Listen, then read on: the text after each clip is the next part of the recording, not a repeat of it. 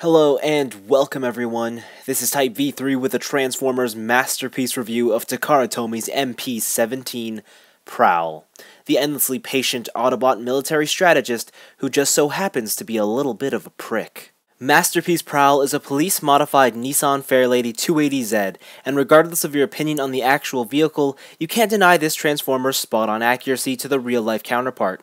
The shape of the body is correct, contains all the right lines, and the panels are tight with no distracting gaps.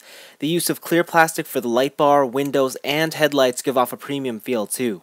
The only thing missing is a Fairlady Z badge on the rear of the car, and one could argue that the license plate sections should be filled in. The vehicle rolls well enough, but despite having a relatively high ride height, clearance issues may still arise. Underneath the car is tightly put together, though not quite as nice as some of Takara's recent offerings. The robot hands are just a little odd. The entire vehicle has been applied with a generous amount of super glossy paint. The white and black color scheme make for a great contrast, and the logos all came out clean. However, MP-17 does fall prey to questionable quality assurance. This example suffered from uneven line work. The taillights were both thin and sloppy in paint application, the Autobot logo is slightly off-centered, and I even got the bonus of a fingerprint on mine. If anything, this proves fine details are still Takara's Achilles heel. On the other hand, their toy engineering is second to none, and nowhere is this more apparent than in Prowl's transformation. The conversion from car to robot on MP-17 is incredibly involved, complicated, and at times a little tough. The upper body is easily the trickiest section to deal with. So many steps are required, but more importantly, they all need to happen at the same time. That, plus tucking away the dainty side mirrors, as well as tapping in the chest piece that doesn't always line up, can make for a frustrating event. Go slow the first time to figure out the intricate details and to avoid any breakage. Eventually you'll adapt to Prowl's unique rhythm. Conversely, the lower half is surprisingly easy.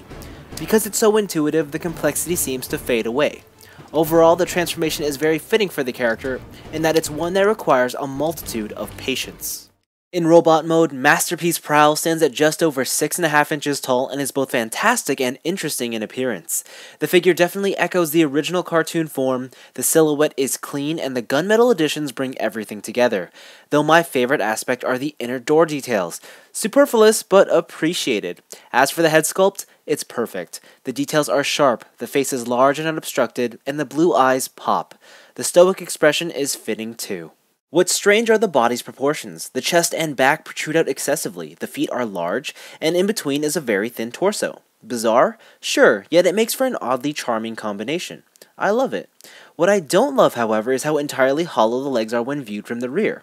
Simply put, it's a disappointing sight. Also, it goes without saying that you sorta have to be into Prowl's conceptual design to appreciate this figure in the first place. Otherwise, I can understand the opinion that this is just an ugly robot. Here's the thing about Prowl's articulation. It's kind of awesome due to his transformation, and I'll get to all that in a second, but here we'll start with the head, and it's on a swivel and a hinge, so side to side, up and down, that's cool.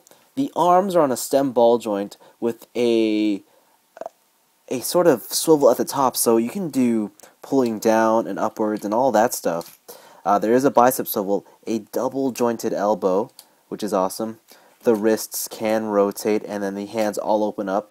Now, it is just one single piece. They don't have single articulated fingers or anything like that. There's a waist swivel, which is great.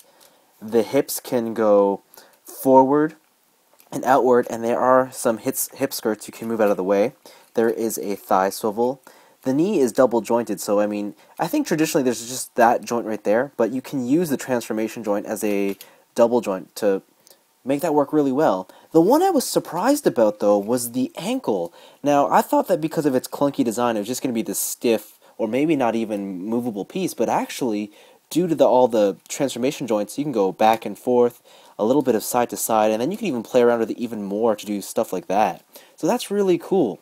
Also, the door wings can just be flattened and straightened out if you want, but you can't really get it to go completely parallel with the chest design, just because this backpack gets in the way. Speaking of which, the backpack can actually come out, and in this way you can reveal the shoulder cannons, which are kind of cool. They do look a little cheap. You can extend them out. It's a pretty tough click to get them out. Yeah, they kind of look, I don't really know if they actually look like cannons, more like, I don't know, tubes with mirrors in the ends, but they're a nice little feature. And also, if you're wondering about die-cast content, he doesn't really have any unless you include the little pins and screws that are riddled throughout the body. Prowl comes with only one accessory, his semi-automatic rifle. I like the design, but the all-silver color scheme is boring. Black lining would have helped. Nevertheless, Prowl can wield the firearm with ease, and thanks to the handle's built-in swivel, you can mount the gun on his light bar in vehicle mode. Yeah, it looks ridiculous, still it's functional weapon storage. Also, like with all Takara Masterpiece Transformers, there's the inclusion of a collector card. MP-17 Prowl is a tremendous toy and another solid entry into the Transformers Masterpiece lineup. The transformation is inventive, the playability is there, and even though he has some blemishes in presentation, overall the aesthetics are great.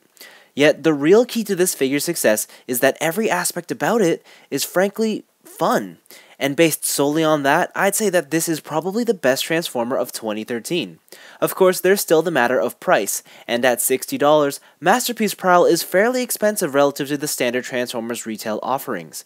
Personally, I think it's just about worth the high cost, but those wanting more bang for your buck should look elsewhere. Now, it's also worth mentioning that this is only the second all-new figure to come out of Takara's downsized Transformers Masterpiece toy line, and so the only real comparison I can make is with the previous release. Sideswipe. So how does he fare? Well, with a better constructed alt mode and a more articulated robot mode, Prowl has some superior areas. However, I still think Sideswipe has a more thought out design and comes together as a nicer toy overall. Obviously, personal preference does come into play here, and I'll always choose the red Italian exotic over the police outfitted Japanese import any day of the week. Anyways, this has been Type V3. Thanks for watching, and I hope you enjoyed this review.